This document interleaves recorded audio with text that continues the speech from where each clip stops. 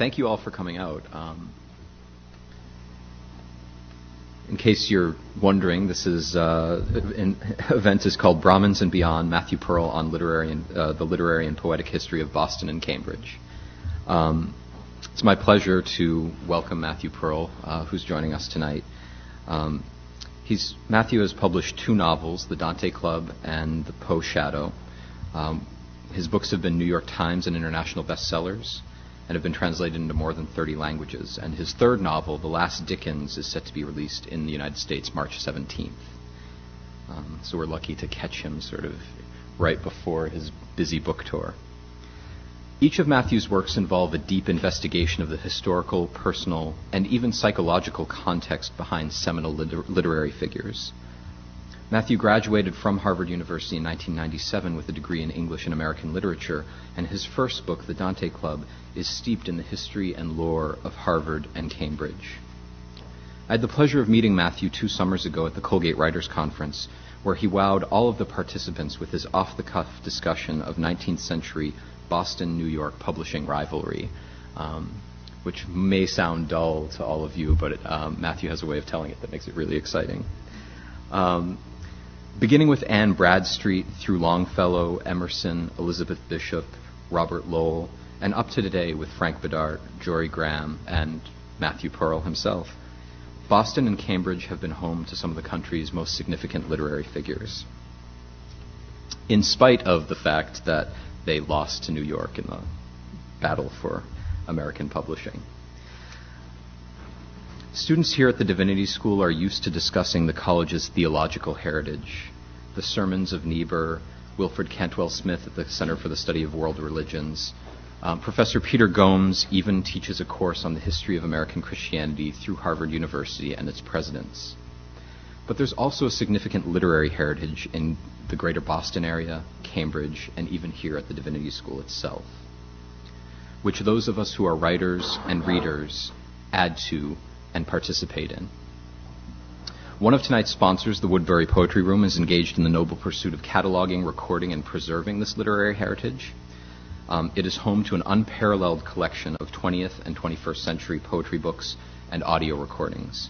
And since its inception in the early 1930s, it has been the host of poetry readings by such authors as T.S. Eliot, Elizabeth Bishop, Robert Lowell, Frank O'Hara, Wallace Stevens, and Sylvia Plath. This evening's other sponsor, the Harvard Divinity School WIC, is a journal which seeks to provide a venue to showcase the artistic and literary talents on offer at Harvard Divinity School. The WIC sees an inherent connection between the scholarly work occurring here at the Divinity School and the literary dialogue which is happening all around us in the Boston area. Though some see words as mere tools, and faulty ones at that, used to communicate ineffable truths as best as possible, the WIC rests on the assertion that the struggle with ineffability is part of the journey towards truth. Poetry is praxis. Truth cannot be meaningfully divorced from its modes of expression. So with that in mind, please join me in welcoming our esteemed guest for the evening, who will take us on a journey through the literary lights of Boston and Cambridge and help us to better appreciate the giants on whose backs we stand. Ladies and gentlemen, Matthew Pearl.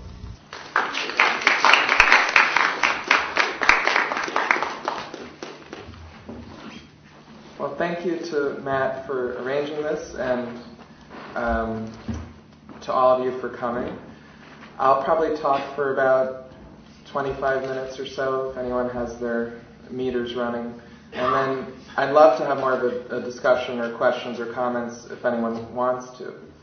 I actually haven't spoken specifically on this topic before, or I should say exclusively on this topic before. As Matt said, I do touch upon some of the issues of Boston history, Boston literary history, so it's fun for me to think a little more in depth about how to explore and address that. And when I was thinking of how to explore it and what my thoughts are on it, I realized I had written one thing exclusively about literature and place, which was a foreword that I was asked to write for a book called Novel Destinations, which is published by National Geographic, and it's sort of chapter by chapter going through different cities, what you can find in those cities around the world related to literary history. definitely recommend it. I had nothing to do with writing it except the first 2 pages, but I still recommend it. But I actually thought it might be useful for myself and hopefully for us together to start by reading the little foreword that I wrote for this, because it has to do with my own discovery of Boston as a literary place. And it sort of jumps off, no pun intended, with The Sound and the Fury. I'm sure many of you have read it, and if you have, I don't think this gives anything away if you haven't, because it's such stream of consciousness and going back and forth. But one of the characters, Quentin Compson, commits suicide at Harvard off of a bridge. Really, it doesn't give anything away. In a normal story, it would, but because it's Faulkner, it wouldn't. My first week in college, I fell in with a group of freshmen already down to business. They were searching for the bridge Quentin Compson jumped off of in The Sound and the Fury. It's true. We looked the whole day, Cambridge being all bridges.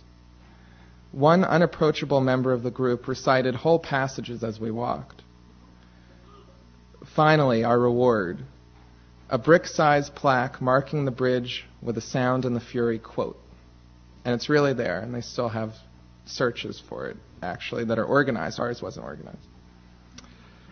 Much later, I heard that Faulkner had never actually been to Cambridge before writing that scene. The geography in the book had been approximated, fogged over. The plaque was a bridge of a different kind, a bridge between fiction and a real destination. What I wouldn't pay for my poker buddy Kevin's literary stint to boast about. Davy Byrne's pub in Dublin, Ireland, is where the everyman hero of modern fiction, Leopold Bloom, has lunch, a gorgonzola sandwich, in Joyce's Ulysses. Kevin was Davy Byrne's bartender for a day. The manager was tipped off to the fact that Kevin may have embellished his bartending credentials when Kevin couldn't change a keg. No problem. Kevin had lived in Ulysses for a day and served a few beers in it. Joyce bragged that if Dublin were ever destroyed, it could be rebuilt by reading Ulysses. Some of our favorite texts do not fold out into a map. Looking for the spot where the Pequod sinks in a whale and Ahab's swirl. Where exactly did Didi and Gogo hang around waiting for Godot? Luckily, universes can fit on a head of a pin, and the pins are worth honoring too. Beckett might have thought of the idea for Waiting for Godot on this bar stool. Poe pictured the Raven landing in this room. And out of the top floor window of Herman Melville's Arrowhead, his home in western Massachusetts, doesn't that view make the top of Mount Greylock look very much like a whale? I don't know if any of you have been there, but that's what they tell you to look at from his study. The mountain looks like a whale. It does look like a whale. I doubt that's why he wrote Moby Dick. But in any case, sometimes a book invites a journey. Sometimes we invite ourselves. We can cross through rugged mental landscapes. A physical place can map out a mental one. The mental one can prompt a new physical one. If the Dante house in Florence cannot conclusively be declared the home of Dante Alighieri, that hardly lessens its impact on visitors. It's not the home of Dante Alighieri, but I was being nice because it's in here as one of the entries for people to visit. No one is worse with directions than I am. I spent 4 years of college lost. Does the Charles River need to curve so much? When I returned to the area, I was writing a novel and armed with a Boston map, circa 1865. I was using it for researching a book and a past, but it made me feel at home in the present for the first time. I grew up in Florida and liked to say I had become a native of Boston, at least of 19th century Boston. With obsolete maps, I have entered the lives of Longfellow, of Emerson, of Poe, of Thoreau, of Dante, of Kafka, whether the buildings remain or long ago vanished. Writers infuse their work with a sense of place because a sense of place is what often orients our ideas. Searching for Faulkner's Bridge was the kind of thing I had probably imagined I would do at college. Looking back, maybe it had something to do with becoming an English major and eventually a writer. I don't remember actually caring much that afternoon whether or not we would ever find that bridge. I had found my first camaraderie in a new place. Actually, I don't think I need. I don't really like microphones. Can you hear me? We need it for. Oh, you do? Okay, sure. No, that's fine. I just feel like I'm more serious when I'm hearing my voice in a microwave. But that's okay. Sorry about that. I didn't think of that. And I didn't put in there that I never saw any of those people again. You know, freshmen, the day and the week you get to college as a freshman, you have insta friends. In this case, it was just the only people I knew from Florida. It was like the 3 or 4 people I recognized not from my own school, but from the sort of community, and so those are the only people you know. So that makes it a little weirder too, that this was our only shared experience. But it really is something that actually always stuck with me, that idea of trying to walk through, in this case, a book, and then years later finding out that it was completely wrong. We were sure we had found it, and it turns out if you actually mapped The Sound and the Fury, it had no idea where anything was in Harvard. And certainly you can find that in particularly writers who wouldn't have the access we would to. I think there's a higher burden today because we have the access of, namely, the internet, but simply easier resources to check on things and fact-check things in the way that couldn't have been done by, for instance, Shakespeare, who had a lot of geography problems throughout his plays. And of course, it's not necessarily a problem when we read it, but when we try to bring together an actual location with a book or a poem or a play. So I guess as I was thinking about that, it also made me think of the way in which my first novel, which is the Dante Club, really got me interested on a new level in that sense of place, because the Dante Club historically was a group of poets who came together, and it's not my name, they called themselves the Dante Club, and started translating Dante for the first time from Italian into English in America. It had been translated in bits and pieces in England and a couple times in full, but this was a distinctly American project. So it was a very interesting sort of collage of geographies there, because they were bringing a piece of Italian culture into an American culture through a very Boston-centric or Cambridge-centric group of people. They would go every Wednesday evening to Longfellow's house, which of course is still here, and you can still go to, and you can tour, and you can see the room where they would sit each Wednesday evening and translate 1 to 2 cantos or chapters of Dante's Divine Comedy each week with Longfellow, and that's how he ended up with the first finished translation in America of the poem. So there was a real sense of pride that it was Boston, that it was Cambridge, that was allowing a country, the United States, to visit this world that was quite foreign to them of Dante's Italy for the first time. And they even, one of the members, Oliver Wendell Holmes, not the Supreme Court justice, but his father, who was a very well-known poet at the time, even wrote a poem called From Boston to Florence that he sent to Florence for a big celebration of Dante to honor the way that happened, to honor the process. And I think part of what happens when we think of place in literature is that it's harder for us today than it would have been back in the 19th century, because things are so scattered now, and we have other means of creating communities and literary communities other than physically doing it.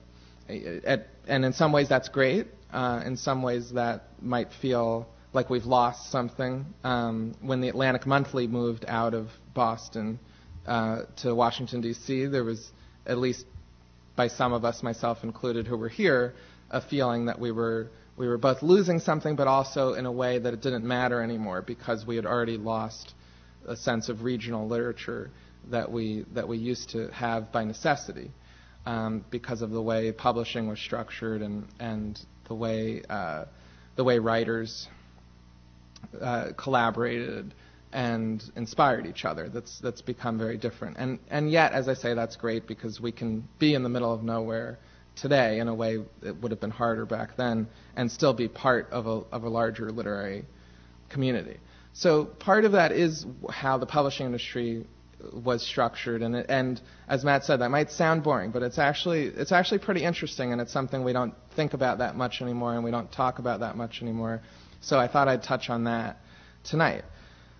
Boston was the publishing center of America for many, many years. This was where everything happened, and downtown Boston had the biggest and most important publisher called Ticknor and Fields, that later became Fields and Osgood, and then after that James Osgood as a sole partner.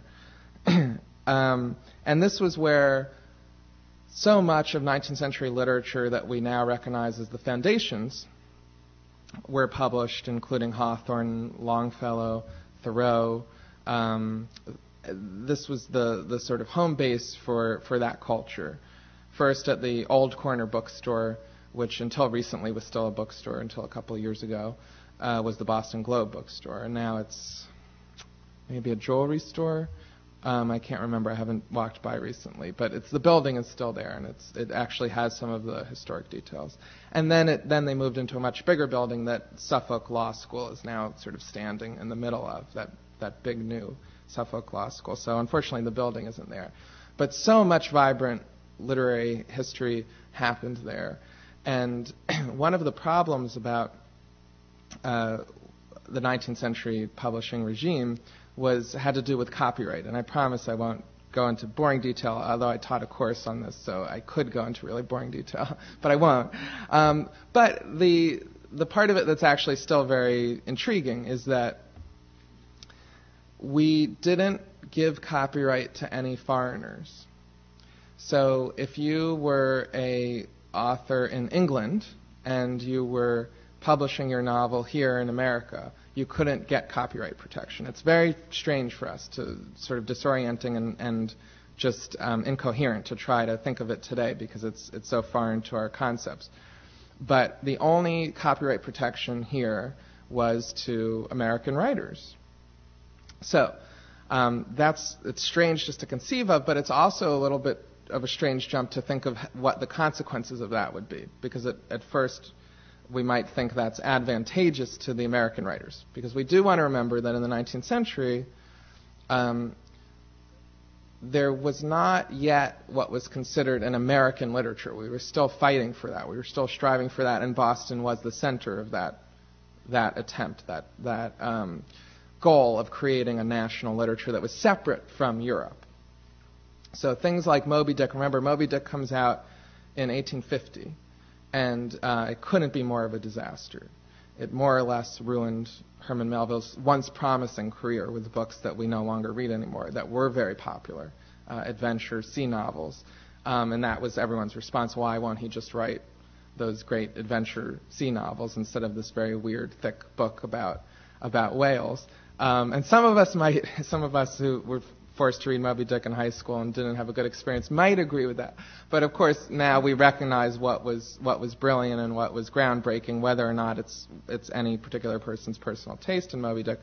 It's actually it's a real trip to read the reviews of Moby Dick.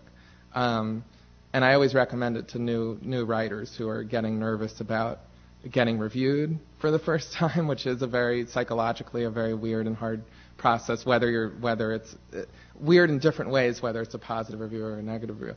But I always say go read Moby Dick, the reviews of Moby Dick.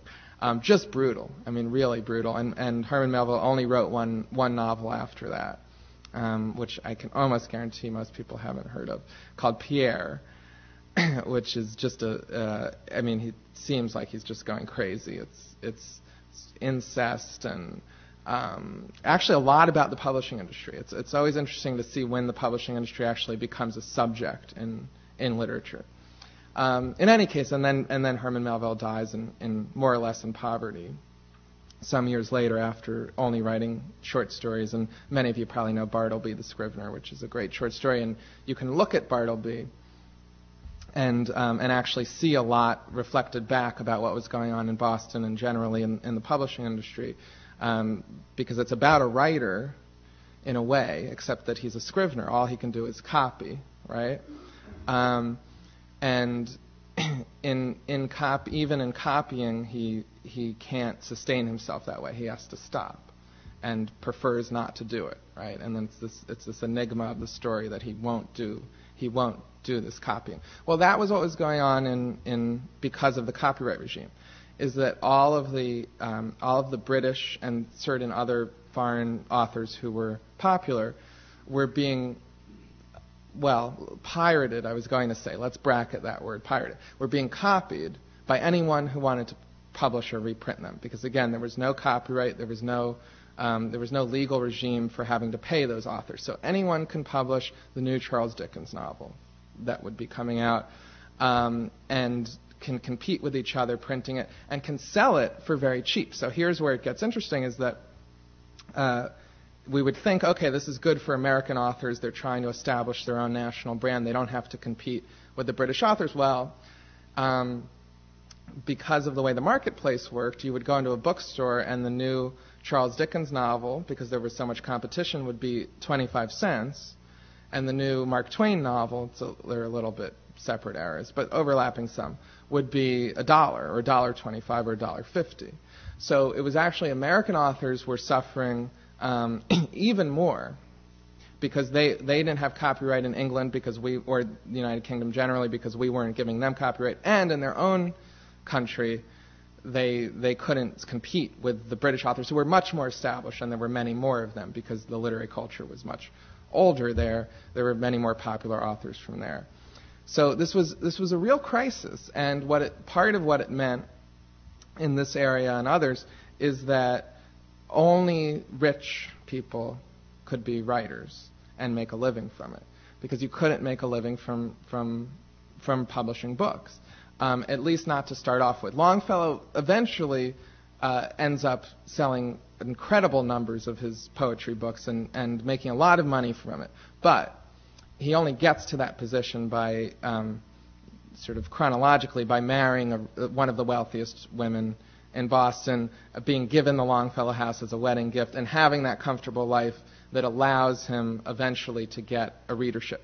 By contrast, someone like Poe, Edgar Allan Poe, who was born here in Boston, but sort of felt orphaned by Boston literary culture and felt a deep animosity toward Boston, was someone who had no money, who was cut off by his foster family, who did have money, but was cut off when he decided to be a writer, because the very decision of being a writer was considered irrational and irresponsible, and died completely impoverished to the point where there was no gravestone on his grave for 25 years after his death.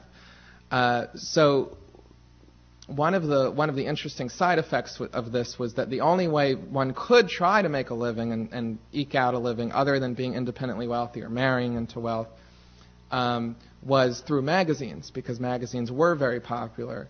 You could sell a short story or a poem and get something for it. So when I say something, I mean in contrast to when you're publishing a book. The payment for publishing a book in the 19th century for most writers was books. You would be paid in copies of your book. You would get 5 copies of your book as payment for publishing your book. So the fact that you could earn money by giving short stories, by giving poetry, which maybe is the total flip of today, right, where there's so almost no magazines or journals anymore that will pay for poems or for stories, meant that American writers were entering a different type of writing. And in fact, many of the genres that are now so important to us culturally and pop culturally, mystery, science fiction, horror, all were generated because they had no choice. They had to figure out how to create novel short stories in very small spaces. And most of those were more or less innovated in America for that reason. The copyright and publishing structure forced them into doing that rather than writing novels, even though it was novels that were taken seriously in that struggle to build an American literature. So it was a very bleak outlook. It caused a lot of tension and animosity. It caused some crime, more or less, or what we would consider crime. The publishers, the pirating publishers, and I will get to why I bracketed that word. The pirating publishers in America would send their agents, for lack of a better word, people they hired, to the ports, the harbors of Boston, of New York, and Philadelphia, to wait for the ships coming in from England to steal manuscripts. Because remember, again, anyone can print them. So what ended up having value was who could print them first, since there were no rules about who could print them. So they would actually be waiting. If the new Dickens manuscript was rumored to be coming into, there was one point where the new Dickens manuscript was rumored to be coming into Philadelphia, and they were all waiting there. And then they got word it was actually coming into New York, so they sent their other agents into New York to try to take the manuscript. So there's this really interesting pirate culture. Now, the problem with the word pirating is that actually this was all legal, except, I mean, if they were actually stealing it, it might not have been legal. But that they were printing it, they were not pirating in the way that we think of the word, although that word was used rhetorically and eventually made an impact in changing the way people's perception was this, because there was some appeal to readers to think of the authors, but that was a little hard because readers thought of a lot of these writers, especially Dickens. When Dickens came here and came to Boston in the 1840s and tried to say, he gave speeches saying, you have to change the laws. People were outraged because here was this very wealthy man who had made a lot of money from his books and would end up making even more money, an astronomical amount of money, who was perceived at least as arguing for this way to make more money. So because Boston was the orthodoxy, was the establishment, and the publishers in Boston, including, as I said, Ticknor and Fields, also Little Brown, also Houghton, what we now know as Houghton Mifflin. Houghton was first a printer and then became a publisher. They were all here. None of them are left except Houghton still has an office here, although I think Houghton's in trouble now, as everyone else is. In any case, they were all here. So what was going on in New York was that the new publishers who were specialized in pirating, in reprinting without paying any money because they were the upstarts, were establishing themselves there and were doing a new type of printing, which was printing very cheap editions that we would call paperback editions, because this was for a different market. Because the other thing that was changing was it used to be that you would be paying a lot of money to collect books for your private library. Well, starting in the mid-19th century, something new was popping up, which was called public libraries. And so the idea of having collections that were accessible to the public were also changing the way the publishing industry had to work. The absolute most notorious publishing pirate was Harper, the Harper brothers, that are still, their company's legacy remains with HarperCollins, and they were just absolutely ruthless. And that's how they actually first made their money by publishing what's considered the Uncle Tom's Cabin of Anti-Catholicism, which was a book about the ways in which a particular Catholic church in the Boston area was kidnapping Protestant girls and keeping them in the basement and converting them into nuns, like a sort of a dungeon, a Catholic dungeon that converted them into nuns. This actually caused a riot that someone got killed during this book, and they made a fortune from this book. So they started that way, and then kept going by pirating British books, and you can actually find all these editorial cartoons showing the Harper brothers as pirates, literal pirates on a ship with the authors as ghosts that they're sort of killing. So it was very much a fight, a struggle for identity, for literary identity, and for geographical dominance, because the upstart publishers and the upstart writers were identifying more and more with New York, because they saw Boston as something that was stuck in an old groove. So Poe was born here, but relocated into New York. And if you ask most people, it's interesting because I did a novel about Poe I got to talk to a lot of people about their perceptions of Poe. And people associate Poe with different parts of the country. So talking about regional literary history, some people think of Poe as a Southerner. Almost nobody thinks of him related to Boston. But as a Southerner, as being from Baltimore, as being from Richmond, or as being from New York. I think most people sort of associate him with New York at this point. Poe associates himself with New York. Walt Whitman with New York, who has a very famous battle with Charles Dickens when he comes here. Walt Whitman is an editor of a newspaper at the time and publishes a forged letter supposedly from Dickens complaining about how horrible America is. The irony is that everything in the letter is exactly, you can find comments by Dickens that are exactly what is in the letter, but it wasn't his letter. It was a forged letter. But again, the idea, just like in Bartleby, of trying to reproduce, of trying to copy, as that being sort of an automatic process, and maybe where Herman Melville ends up seeing literature, literary history is just devolving into that, into copying. You can see that in that text. You can look at the Purloined Letter by Poe, which some of you might have read, which, as the title suggests, is also about the reproduction or the copying of a letter, the forgery of the Dickens letter. So we have a lot of exploration of the way in which things get produced and reproduced and reprinted without authority and without control. So the New York base of writers and publishers ends up positioning themselves so that when the copyright is finally granted to the foreigners, they have already mastered the art of cheap publishing, because that's how they had to survive in competing with the establishment in Boston.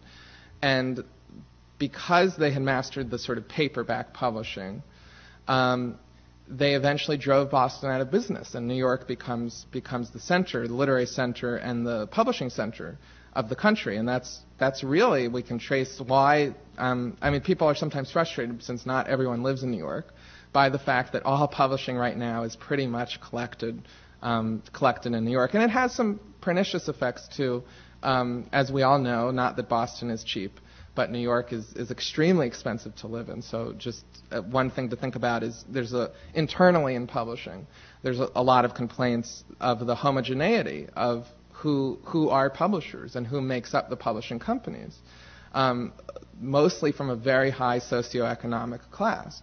Well, part of the reason is that no one can afford to live in New York, and most of the people entering publishing are subsidized by their families, and a lot of people can't do that. So there's sort of this sort of self-perpetuating homogeneity about publishing culture because it's located almost exclusively in New York. So Boston ends up sort of giving up that mantle gradually, because they can't keep up with both the legal changes but also the changes from collecting public libraries to sort of distributing literature far and wide.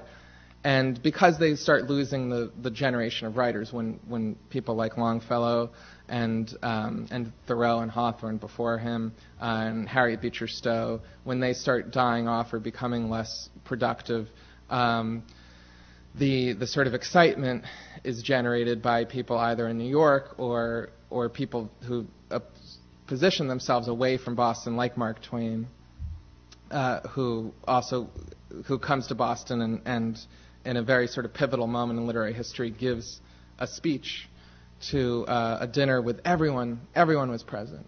Longfellow, Emerson, Oliver Wendell Holmes, James Russell Lowell, and starts insulting all of them. He thought he was being funny, but everyone was really furious. But it also represented this sort of moment in which Boston was being pushed away or being supplanted.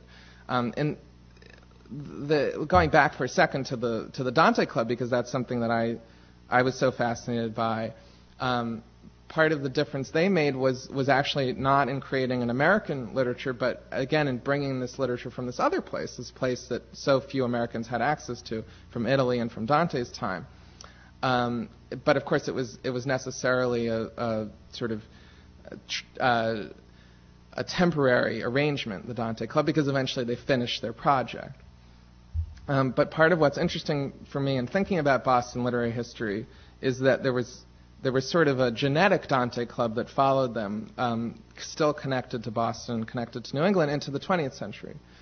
So the members of the original Dante Club were slightly varying, but it was Longfellow, as I say, and it all happened at his house. And Charles Eliot Norden, who was one of Longfellow's students at Harvard, and later a very famous art critic, and James Russell Lowell, and Oliver Wendell Holmes. Well, in the 20th century, we get some really interesting ways in which Dante is reimagined and revisited in different geographies. Robert Lowell, who is a descendant of James Russell Lowell, starts actually translating some of Dante's cantos. He doesn't do a whole thing, but very interesting cantos, and uses Dante in provocative ways, looking at some of the things like the sin of homosexuality that Dante punishes in ways that we can look at in the 20th century that we couldn't have looked at in the 19th century. And T.S. Eliot, who is a relative of Charles Eliot Norden, uses Dante in brilliant ways. And of course he was here, as well as Matt mentioned, and taught here and studied here. And some of his most famous lines from his poetry that even people who aren't particularly experts on T.S. Eliot would know, like when he's looking at the London Bridge, if you remember, in The Wasteland, and says, so many, I had not thought death had undone so many, which is from Dante. And then Ezra Pound, who most people do not know, is a descendant of Longfellow's, distantly related. His masterpiece, his masterwork, is called Cantos, which takes its name from Dante. So in some ways we can trace literary interest and literary struggles and sort of transnational, both very regional attempts at literary exploration, but also transnational attempts. We can trace them over generations, even in the same location, where a lot of those people were here and were getting part of their background and their inspiration from Boston. So that sort of brings me to a little bit of a period. And as I say, I would love if there are, I don't know if there would be questions, because we're sort of talking about just sort of general stuff, but if there are questions or comments or things that other people thought of that are worth thinking about in terms of literary history or Boston, or I don't know if that's too much to ask, because it was sort of all over the place. Yeah. Just wondering, very specifically, in Cambridge, I had heard, I love going to the bookstores we have here, but I heard that like a number of them closed down and that they had to go out of business. I was just wondering, like, when did that happen? Yeah, well, that's another trend sort of nationally about the independent bookstores, just sort of, and I see that up close when I get to go on tours for my books, and every time I go on a tour, I request to go back to some wonderful independent bookstore in Minneapolis or somewhere, and I'm told that it's no longer there from 2 years before. So I don't know the history of all the bookstores, but when I got here for college, to the extent that's a history, when I first got here in 93, 94, there were several more independent stores, including Wordsworth Bookstore, which probably some of you remember, that's still empty. The space for it is still empty, which was a great two-story bookstore right in Harvard Square. American Express, oh, right. But I don't know if anything's on the top part of it. Yeah, I think that's still empty. Right, yeah. If you see there's a new Asian restaurant where Cafe Paradiso was, and then right near there is the American Express headquarters. So that used to be a bookstore. I think part of the thing is just the rents are so high.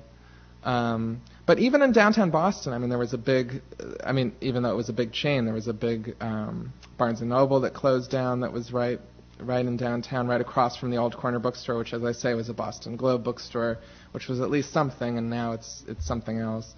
So I think bookstores are a whole other problem, and as with everything else right now, going through a lot of changes, and also an interesting subject for anyone to explore in terms of the history of bookstores, because that's that really was part of the history of publishing. Being a publisher used to mean being a bookstore. you were printing books to. I mean, this was before even earlier than what I'm talking about. But you were printing books for you to sell yourself, and then becoming a distributor sort of to other bookstores was a relatively recent phenomenon.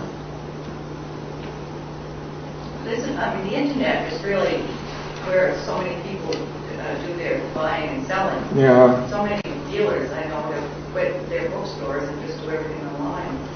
Yeah, and that's also a big question about sort of creating and sustaining a literary community other than at a university where we can bring people in and have professors and writing teachers and conferences. But other than that, if we lose the bookstore and we lose that sort of physical space, so I mean it does sort of at least behoove us to support the independent bookstores that are left, and I know most of us try to do that. But yeah, the internet is also something that scatters us even more so. Anything else? Yeah. I have a question. Sure. It's very publishing oriented, but sure. In terms of the current sort of economic crisis, a lot of publishers are halting buying new books, are reducing numbers that they're putting out. I'm wondering if you think this will have any effect on sort of New York's primacy as the place where publishing happens, and if there might be some good things that are coming out of it. I know the latest issue of Books and Writers had an article where they talked to some agents and editors, and they said, well, maybe the small independent poetry publisher model is a better model than the large New York City publishing model. And I'm wondering if you have, being in the thick of it, have any. Yeah, that's really interesting, and I think I saw that issue of the magazine that talked about that.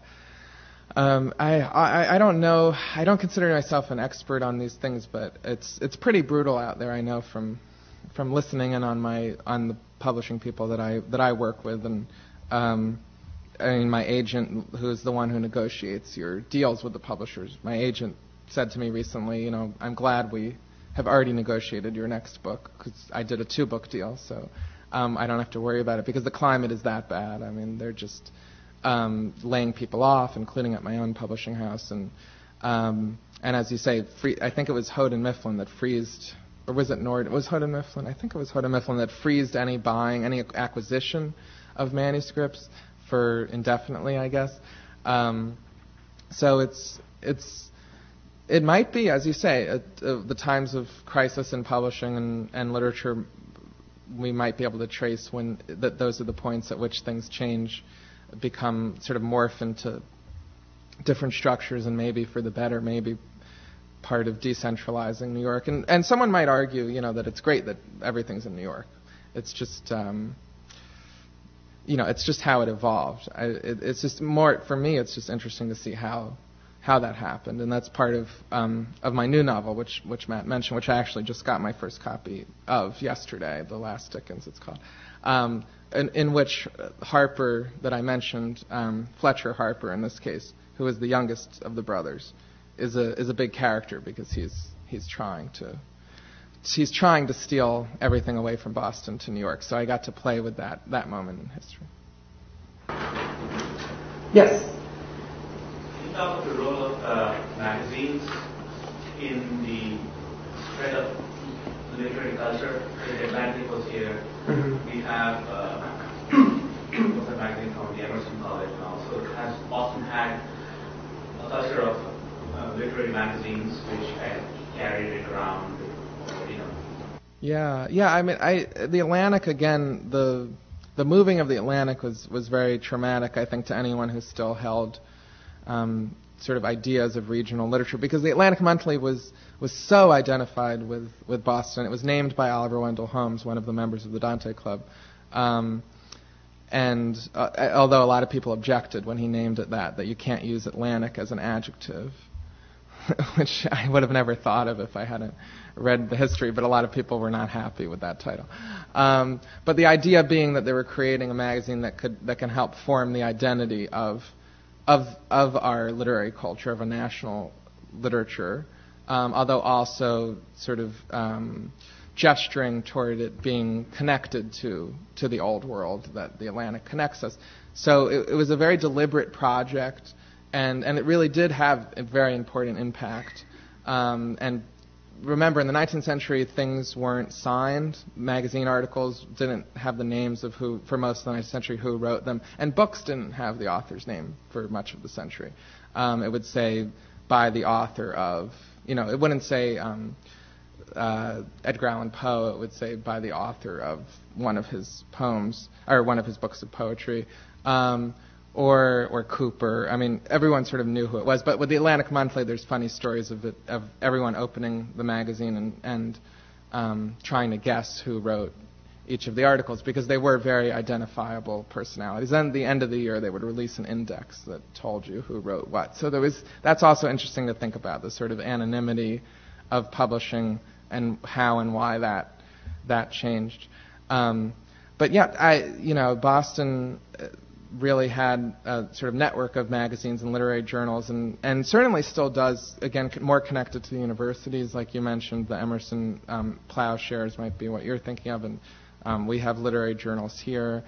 But to me at least, it seems more fragmented into sort of subcultures and academic cultures rather than regions, and maybe that's great. Maybe you can argue that improves the way these things work, but I at least think it's a shame that they moved Atlantic Monthly.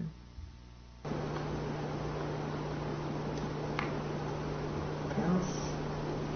All right. Oh, yeah. Do you have any sort of big brush perspective about what's ahead? It seems that if you just look at any segment of time, you can look at 50 years or 100 or 150 and see that this whole culture, this whole environment has gone through some very significant metamorphoses. Now the big impact, aside from the current economic climate, is certainly the impact of two things. One you've already alluded to, which is the growth and dominance of people like Amazon. But another is certainly the internet. But another, I think, is the kind of things that people are writing and the kinds of things to which the public seems to respond, which is a pretty far cry from the Longfellows and I don't say even the Poes, but anyway, the Longfellows and the Poes. But what do you think? Well, I'm just curious how you would, because that's an interesting point. But how would you describe? I guess on one level, there's always been the variety of what readers are looking for, and different readers looking for different things, and presumably that's healthy. But I'm just curious how you would describe sort of the what you're thinking of in terms of what readers are looking for today that may or may not be worrisome. Yeah. Yeah. Yeah.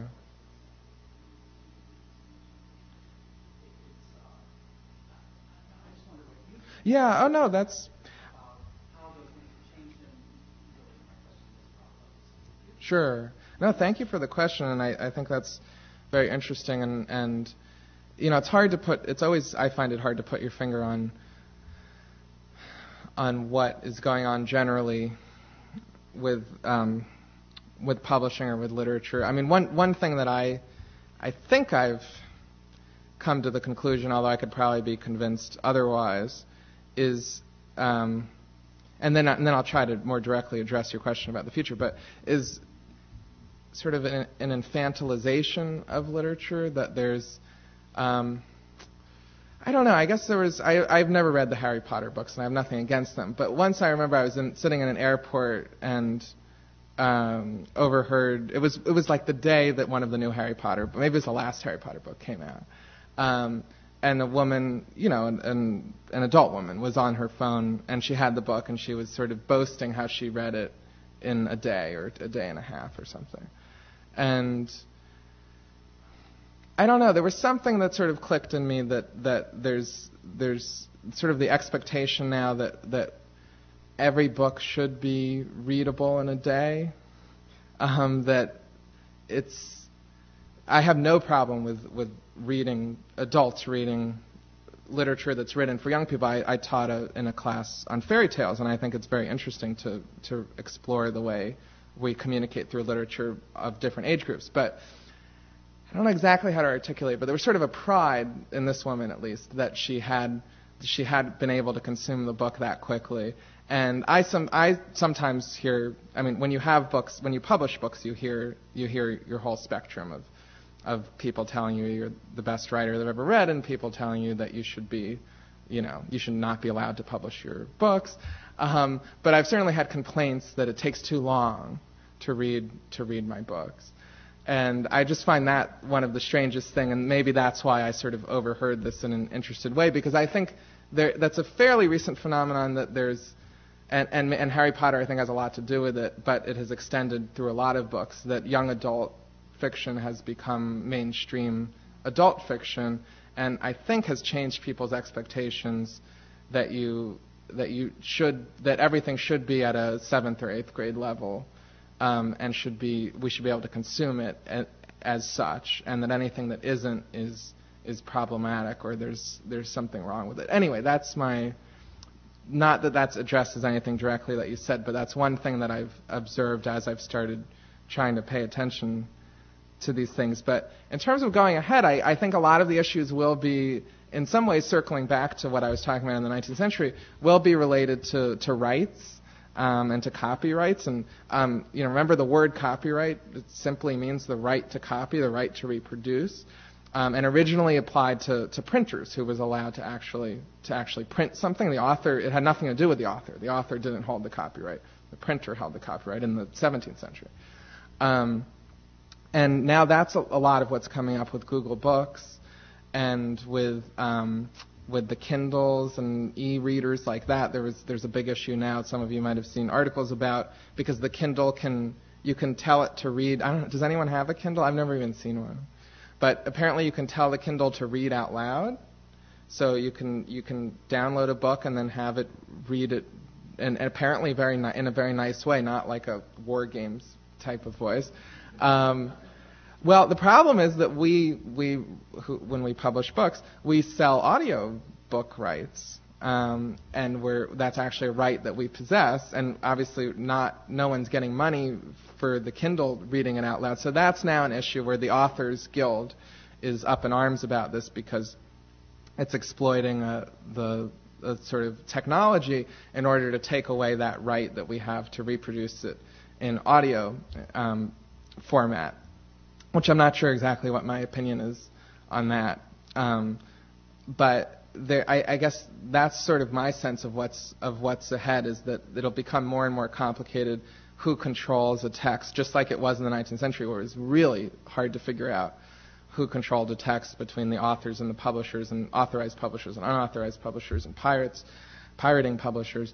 That it will become far more difficult, even as it becomes easier in some way for readers, which is, again, what was going on in the 19th century. Some people credit the fact that we didn't have that copyright system in spreading literacy, because the books were so cheap. In a country where we were still gaining both literacy and cultural literacy, that was an argument to keep it that way.